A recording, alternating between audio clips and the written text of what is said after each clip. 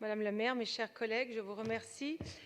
Quelques mois après une précédente délibération au Conseil de juin sur le même projet, où il était d'ailleurs question d'autoriser la concertation publique sur la mise en compatibilité du plan local d'urbanisme, nous voilà aujourd'hui amenés à nous prononcer sur l'étude d'impact et la demande de permis d'aménager dans le cadre de la consultation préalable des collectivités territoriales.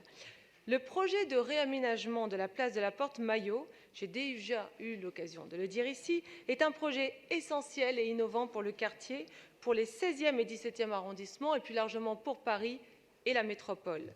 Essentiel parce qu'il ne s'agit pas seulement de revoir le rond-point central de la place en axe de prolongement de la Défense et du Bois de Boulogne, mais bien de réorganiser l'ensemble du quartier pour en faire une plateforme intelligente de mobilité et de communication. Mobilité avec le prolongement du RER E avec Éole, l'arrivée du tramway de son prolongement jusqu'à Porte-Dauphine, le réaménagement de l'avenue Charles de Gaulle sur Neuilly, l'axe majeur sur les Champs-Élysées, les projets respectifs de réinventer Vary avec Mille-Arbres et la ville multistrate et les projets autour et au sein du Palais des Congrès. Soit 7 ambitions urbaines, toutes majeures et interconnectées. Aussi, ce projet de réaménagement de la Porte-Maillot s'inscrit dans une démarche plus large d'aménagement des portes parisiennes, une démarche vitale pour les quartiers les plus périphériques qu'il nous faut amplifier afin de faire de ces portes de véritables hubs multimodaux. L'aménagement de chacune de ces portes doit être revu, l'espace public mieux partagé au profit d'un allègement de circulation pour favoriser les piétons, transports en commun et mobilité douce. Et comme le rappelait la délibération de nos collègues du groupe PPCI que nous avions soutenu en octobre dernier, le réaménagement des ports doit répondre à d'autres enjeux. Je pense notamment à une redynamisation économique de ces quartiers suite aux abords des portes ainsi que leur sécurisation. Un autre point de satisfaction pour nous est que ce projet participe d'une démarche métropolitaine que notre groupe a d'ailleurs toujours défendue. La nouvelle Porte-Maillot à terme, c'est un carrefour de communication entre Paris et les communes riveraines, une continuité urbaine réaffirmée de part et d'autre du boulevard périphérique au profit de liaisons apaisées. Réaménagement du Palais des Congrès, projet Mille-Arbres, côté Terne, tramway, RER-E, avec tous ces projets qui s'imbriquent et se répondent les uns aux autres, une nouvelle centralité métropolitaine qui émerge dans l'ouest parisien. Et je rappelle que notre groupe a été à l'initiative d'un guichet unique pour la communication et la gestion des différents opérateurs. Pour revenir sur l'étude d'impact en question, elle présente un bilan globalement positif que nous voterons. Néanmoins, quelques points suscitent des réserves et nous appelons la ville à être plus que vigilante sur ces différents sujets. D'abord, l'impact sur la circulation générale. L'étude évoque des reports de trafic très localisés sur le secteur.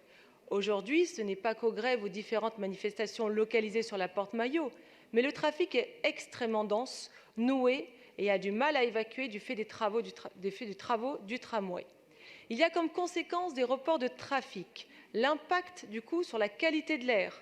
Selon les auteurs de l'étude, le réaménagement de la Porte-Maillot devrait avoir une incidence forte sur la baisse des concentrations au niveau de la place.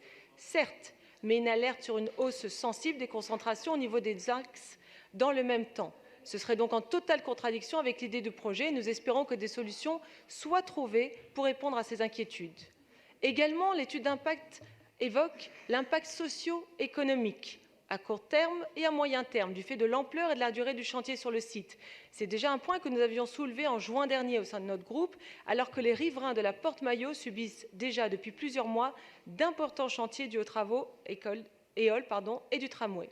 Vu le calendrier des futurs travaux et aux abords de la Porte-Maillot, il nous semble primordial que ce chantier soit institué de la manière la moins pénalisante possible pour les riverains et tous ceux qui y travaillent dans le quartier avec une bien meilleure, et j'insiste, communication en amont et pendant les travaux.